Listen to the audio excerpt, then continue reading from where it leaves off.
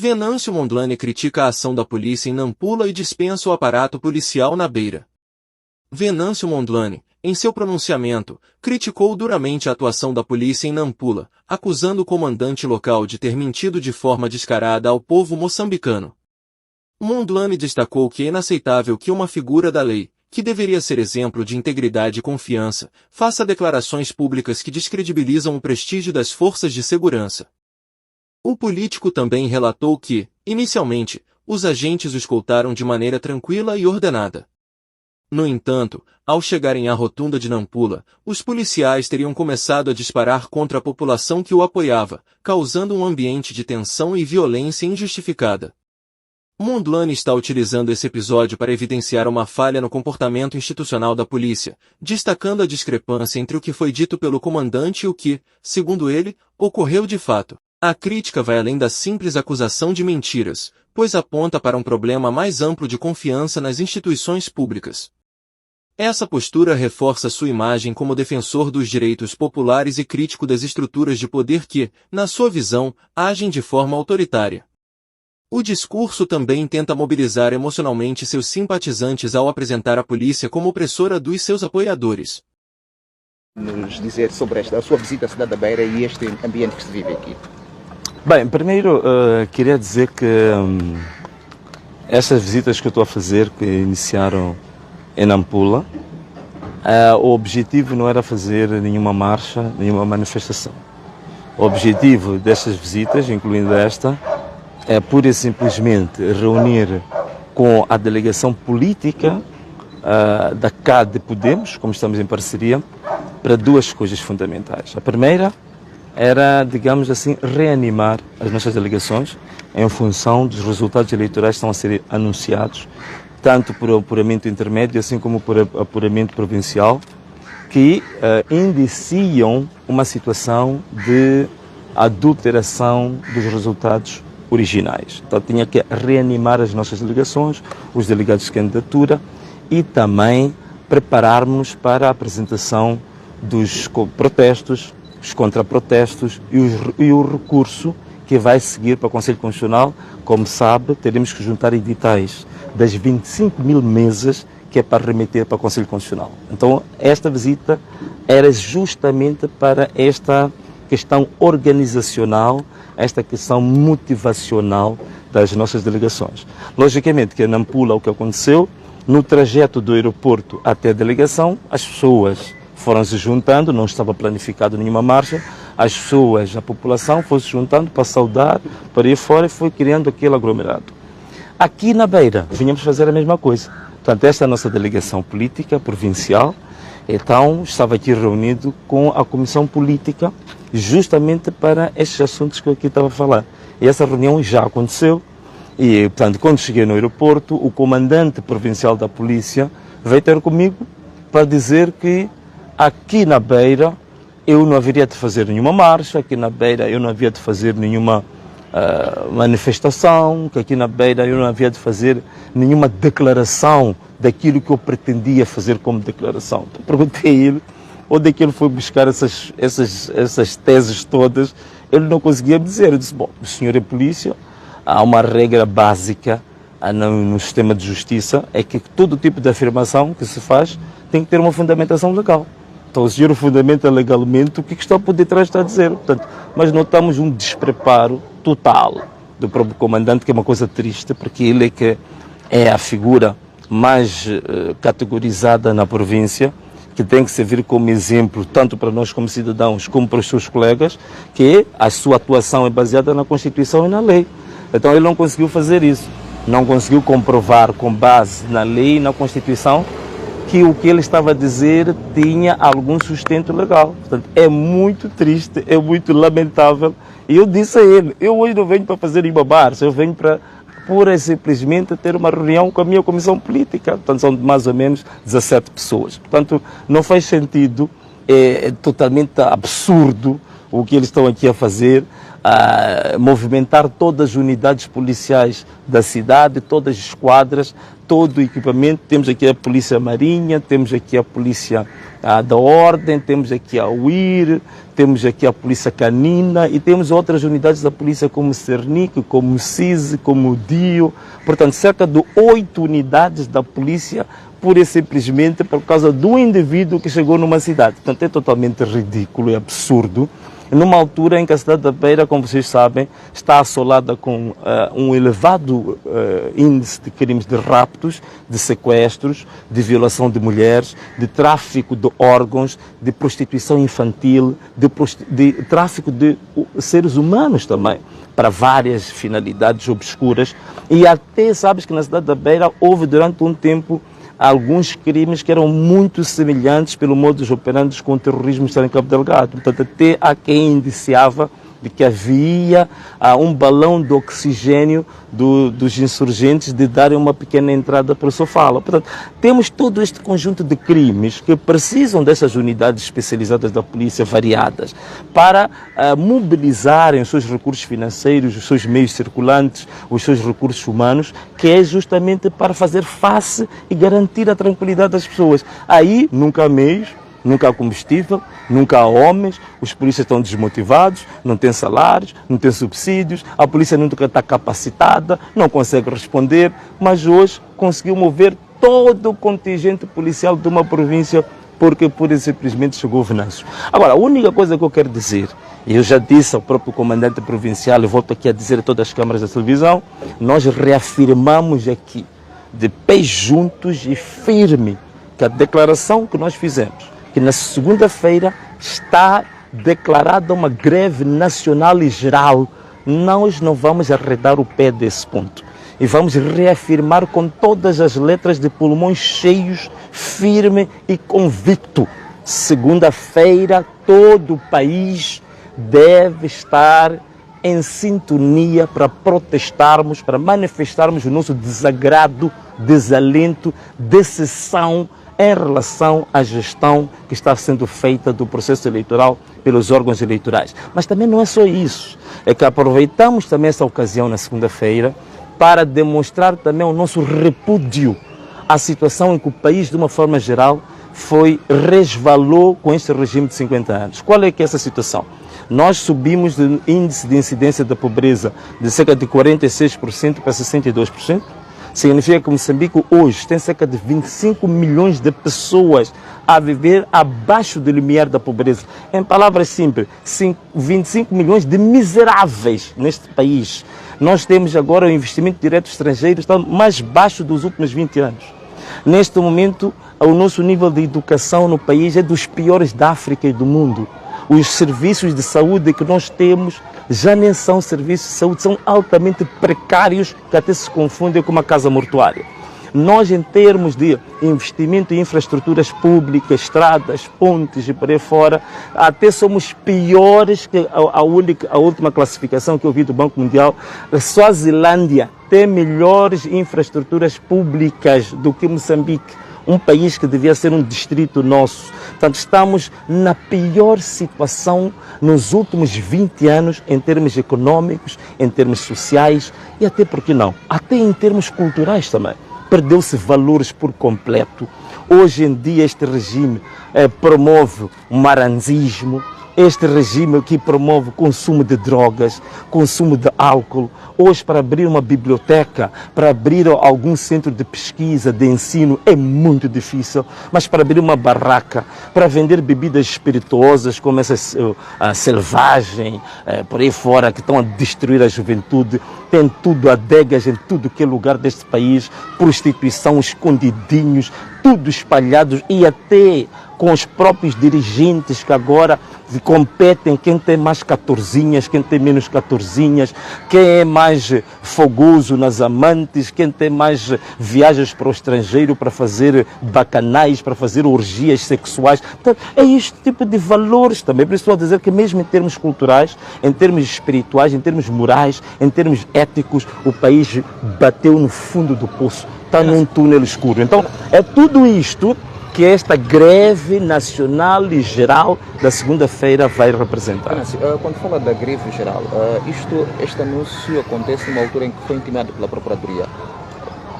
Isto por si só, como é que olha, tendo em consideração que já faz esta... Não, é natural, meu irmão. É natural que assim seja. Há quem disse a mim de que não, a Procuradoria é um órgão, e toda a gente sabe disso, isso é trivial, que é um órgão que é o garante da legalidade, é o garante da defesa da nossa Constituição e da lei, é o advogado do Estado. No fundo, é o advogado de todos nós, é o advogado do povo. Então, significa que a Procuradoria, tudo o que a Procuradoria faz, como princípio básico da sua atuação, tem que ter uma fundamentação legal.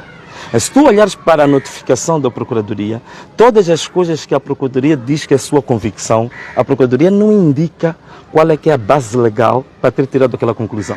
Por exemplo, quando fala de incitação à violência, não diz qual é que é a norma, qual é o artigo da lei em concreto que eu tenha violado e em que circunstância. Logo, a própria Procuradoria fez mais um comunicado que eu posso chamar de um panfleto.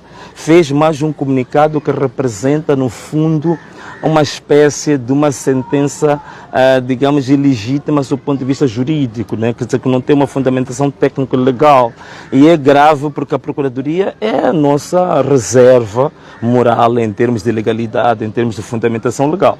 Então, é realmente um documento que eu acho que não espelha. Eu até, em princípio, tinha perguntado, como agora há muitos fake news, há muitas notícias que às vezes vêm em nome de uma instituição quando na verdade é uma manipulação, uma coisa falsa. Até cheguei a pensar que um grupo de jovens tivesse levado o logotipo da Procuradoria e tivesse feito um texto, porque o conteúdo formal, técnico daquilo não dignifica, não credibiliza a própria Procuradoria, não é? É por isso que em termos concretos estou a receber a segunda notificação, mas até este momento nunca fui chamado para uma audição, nunca fui chamado para declarações, nunca fui chamado para nada. Portanto, a própria Procuradoria tem consciência de que o que está sendo colocado nestas notificações não tem, digamos assim, uma consistência que lhe permita agir com convicção de que, de fato, o Venâncio está a cometer todo aquele tipo de ilícitos. Portanto, eles próprios sabem que não corresponde à verdade. É mais um exercício propagandístico em defesa e para legitimação do partido que neste momento toda a gente sabe que manipulou os resultados, que falsificou os resultados e que está neste momento a usar a CNE e o STAI, digamos, como os seus apêndices de legitimação de uma fraude grosseira e grandiosa que não tem outra maneira de fazer senão também usar o sistema de justiça para intimidação. Portanto, o que vocês estão a ver aqui é uma intimidação, que é para quê? Para nós não lutarmos pelos nossos direitos, para nós não lutarmos para a reposição da verdade, para nós não lutarmos pela defesa da vontade popular. Portanto, é tudo intimidação, não tem nenhuma base legal, não tem nenhum fundamento na lei o que está sendo feito. E já agora, terminou o encontro, o que é que vai ser? Aqui na Cidade da Beira tem outra agenda? Ou... Não. Na Cidade da Beira é exatamente isso. Vir a reanimar, não é, o nosso pessoal, virmos neste momento, estamos a fazer a nível nacional a agregação dos editais originais, estamos a tirar cópias, estamos a fazer o scan para termos o registro também digital de todo o material e estamos enviando pouco a pouco para Maputo para ver se depois do anúncio dos resultados pela CNN, o anúncio dos resultados nacionais, a gente tenha condições para rapidamente apresentar o recurso ao Conselho Constitucional. Portanto, este é que é o nosso fundamento, a nossa preocupação, porque isso envolve uma ginástica muito grande, tanto em termos financeiros, como em termos organizacionais, como em termos, digamos assim, de capacidade jurídica de fundamentar o recurso. É um exercício gigantesco. Então é isto que estamos a fazer, portanto, a nível nacional. E também, por outro lado, a parte motivacional, né? Motivar as pessoas, motivar os jovens, e temos que continuar firmes, temos que continuar a lutar com base em todas as janelas que legalmente existem para o efeito. Uma das janelas é exatamente a manutenção da nossa greve nacional para segunda-feira, que é um direito básico que todo cidadão tem de aderir a uma greve, seja no setor privado ou no setor público, querendo. Se não quer, não adere. Mas querendo aderir. Mas aderir à greve não precisa de autorização de ninguém. É uma greve pacífica? Sim, é uma greve pacífica, não vamos destruir bens públicos nem privados. É uma greve exatamente de paralisação da atividade econômica. É só isso. É parar de fazer a sua atividade. Mas nada, no setor público, no setor privado. É só isso. é mesmo uma greve, não é uma manifestação pública de ataque a instituições. Se isso acontecer, está fora do padrão daquilo que nós queremos. É apenas paralisação das atividades, apenas isso, não é mais nem menos do que isso. E aproveito agora também os objetivos da televisão para dizer que aquilo que aconteceu em Nampula, sabemos que o comandante, o diretor da ordem em Nampula veio com mentiras grosseiras, que é uma coisa realmente horripilante. A ideia que eu sempre tive desde criança de polícia é que a polícia era reserva moral. A polícia era, digamos assim, o espelho, o protótipo da seriedade, da lei, do respeito pela verdade. Então, olhar para um diretor da ordem de uma província mentir de uma forma tão descarada, tão tranquila, que parece um bandido ali de esquina, de fato isto choca qualquer um. Portanto, ele chega a dizer que o Venâncio ordenou que os seus seguidores atacassem a polícia. Isto é de uma mentira grosseira, porque graças a Deus, todas as nossas atividades públicas, nós fazemos os nossos vídeos. Então tem uma live que filmou todas as etapas. Quem quiser é pegar o vídeo, vai ver claramente. Não existe um único momento que o Venâncio tenha dito aos seguidores que ataquem a polícia. Pelo contrário, nós iniciamos a nossa atividade no aeroporto, o diretor da ordem veio falar comigo, o chefe das operações estava ali presente, saímos do aeroporto, foi colocado uma indra na parte frontal da nossa delegação, da nossa caravana, e também na parte posterior, portanto, a última viatura da polícia. Portanto, nós estávamos entre duas viaturas da polícia e andamos 45 minutos em harmonia total com a polícia, cumprimentando as pessoas, saudando toda a gente que estava nos passeios, de forma harmoniosa. Até às vezes, quando mudávamos de rota, parávamos um pouco, avisávamos a polícia, olha, apetecíamos, no nosso desejo, até chegar à delegação, gostávamos de passar desta rua. E eles diziam, não, esta rua sim, esta rua não. E foi assim, durante 45 minutos. Mas quando chegamos na rotunda, famosa rotunda dos Correios, ali é que a coisa muda. Pura e simplesmente, a polícia, sem coordenar conosco, sem falar conosco, começou aos tiros para o ar. Começou a disparar indiscriminadamente. Os jovens começaram a ficar nervosos com o assunto. Houve, de fato, muito nervosismo dos jovens, eu concordo. Até os jovens começaram a pegar em pedras, porque estavam, de fato, a não compreender como é que é possível uma polícia que vem conosco, coordenando conosco, harmoniosamente, e de repente começa a disparar para as pessoas. Então, houve muito nervosismo. E como se não bastasse, foram buscar outras unidades da polícia anti-motim. Portanto, já vieram com tanque de jato d'água, vieram com gás lacrimogéneo e começaram também a disparar balas verdadeiras. Neste momento temos um saldo de 3 feridos de alguma gravidade. Um jovem que levou em 2 pernas, balas verdadeiras, um jovem que levou nas costas e um outro que tinha levado no braço. Esse do braço já tem alta, penso que até deu uma entrevista que vocês próprios estiveram lá a presenciar.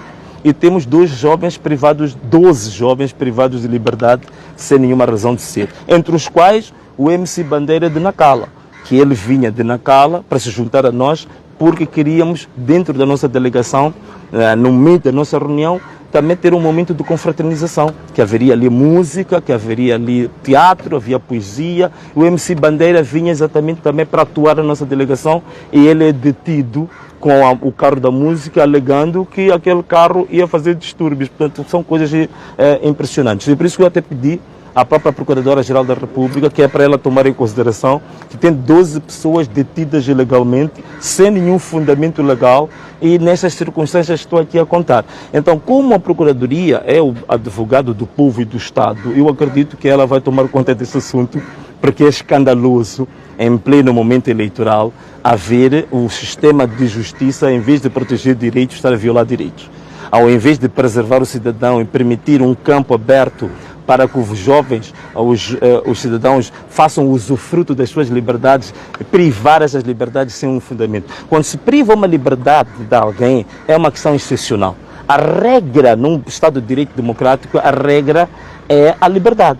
A regra é a pessoa estar, digamos assim, usufruindo dos seus direitos plenos que a Constituição diz. Se você limita um direito, se você limita uma liberdade, tem que haver um fundamento legal muito bem, digamos assim, elaborado para justificar a limitação de liberdade. Então, o caso de Nampula não existe. Tem pessoas que são detidas ilegalmente que não há nenhum fundamento legal sobre isso. Também aproveitava esta ocasião, que é para esclarecer a questão de Nampula, que realmente é vergonhoso, é triste um comandante, um diretor da ordem de uma província mentir de uma maneira tão desbragada, tão primária e tão primitiva como ele o fez, não é?